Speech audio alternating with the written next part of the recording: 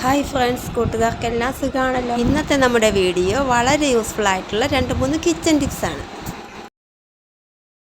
കുക്കിങ്ങിൻ്റെ ടൈമിൽ മഞ്ഞൾ കയ്യിലായാലും ഇപ്പം ഫേസ് പാക്കായിട്ട് മഞ്ഞൾ ഇടുമ്പോഴൊക്കെ കയ്യിൽ നല്ലോണം മഞ്ഞയാവുമല്ലോ. ഈ മഞ്ഞ പോകാൻ വലിയ പാടാണ്. എത്ര സോപ്പ് തേച്ചാലും ഇത് പോവില്ല. ഈ മഞ്ഞ പോയി കിട്ടാൻ നല്ലൊരു സൂത്രമുണ്ട്. മഞ്ഞ പോകാനായിട്ട് കൈ കഴുകുമ്പോൾ സോപ്പിന് പകരം കോൾഗേറ്റ് യൂസ് ചെയ്താൽ മതി.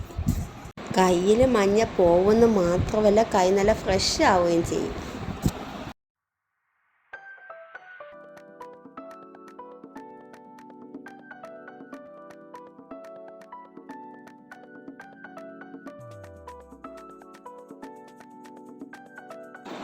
അടുത്ത ടിപ്സ് മുട്ടത്തോട് കൊണ്ടൊരു കിടിലൻ സൂത്രമാണ്. പല്ല് ശല്യം ഒഴിവാക്കാൻ നമുക്ക് ഈ മുട്ടത്തോട് കൊണ്ട് പറ്റും.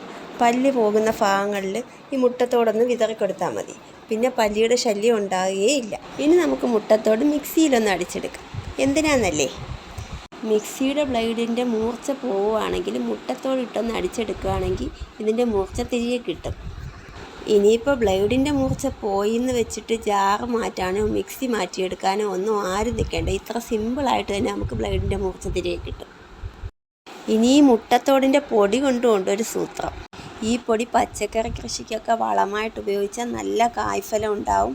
അപ്പോൾ മുട്ടത്തോടിൻ്റെ കാര്യത്തിലൊരു തീരുമാനമായി. ഇനി ഇത് കളയാനൊന്നും പറഞ്ഞാലും നിൽക്കണ്ടല്ലോ.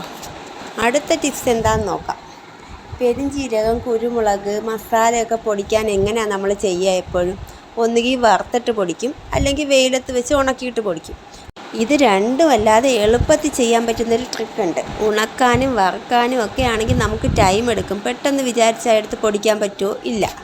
ഉണക്കാൻ നിൽക്കണം ഒന്നി, അല്ലെങ്കിൽ വറുക്കാൻ നിൽക്കണം. ഇത് രണ്ടും അല്ലാതെ എന്താ ചെയ്യേണ്ടതെന്ന് വെച്ചാൽ, ഇത് വാങ്ങിക്കൊണ്ട് വരുന്ന ടൈമില്ലേ, അപ്പോൾ തന്നെ ഇത് നമ്മൾ ഫ്രീസറിൽ വെക്കണം. ഫ്രീസറിൽ വെച്ച് കഴിഞ്ഞാൽ നമുക്ക് എപ്പോഴാണോ ഇതിൻ്റെ ആവശ്യം വരിക അപ്പോൾ തന്നെ എടുത്ത് പൊടിച്ച് യൂസ് ചെയ്യാം. ഇതിൻ്റെ സ്വാഭാവിക മണം പോവുകയില്ല, നല്ലൊരു ഫ്രഷ് സ്മെല്ല് കിട്ടുകയും ചെയ്യും.